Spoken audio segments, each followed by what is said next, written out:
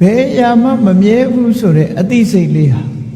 ဒီသိထားတဲ့အသိဉာဏ်လေးဟာအလွန်တန်မှုရှိဘုရားဟောထားတဲ့သဗ္ဗေသင်္ခါရနေစာဆိုတာလူတွေမှာတစ်စုံတစ်ခုကိုစွန့်လွတ်ရတော့မည်ဆိုတဲ့အချိန်မှာတောကတွေကြီးကျယ်ဖြစ်တတ်တယ်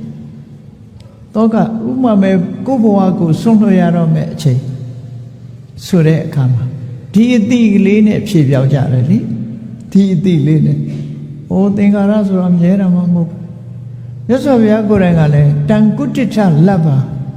ငါဘာတတ်နိုင်မှလဲဆိုတဲ့အတွေးမှန်ကန်တဲ့အတွေးပဲ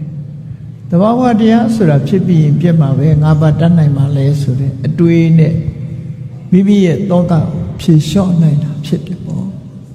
ဒါကြောင့်မို့ဒီအသိဉာဏ်သေးတဲ့အသိဉာဏ်မဟုတ်အဲ့ဒါ subject matter လို့ခေါ်တယ်တုတ္တလို့ခေါ်တယ်အဲ့ဒါလို့မှမကြားဘူးရင်ဘယ်လိုစဉ်းစားမလို့စဉ်းစားလို့မရဘူး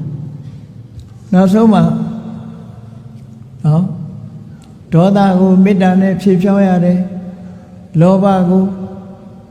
အတုပနမိတ်နဲ့ဖြေဖြောင်းရမယ်မောဟဆိုတာကိုပညာသင်ပြီးအသိဉာဏ်ရအောင်လုပ်ပြီးဖြေဖြောင်းအောင်မယ်ဆိုရင်ဒီအသိဉာဏ်တွေဟာ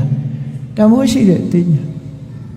အဲ့ဒါတွေမသိလို့ရှိရင်ဘယ်လိုလုပ်ရစိတ်ပြီးတော့စိတ်ရဲ့ထွက်ပေါက်ဆိုတာရှိနိုင်မလို့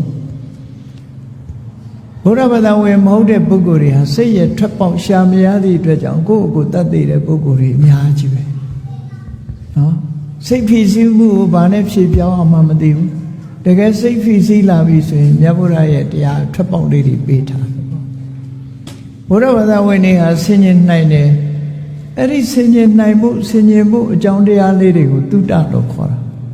များများကြားဘူးဖို့လိုတယ်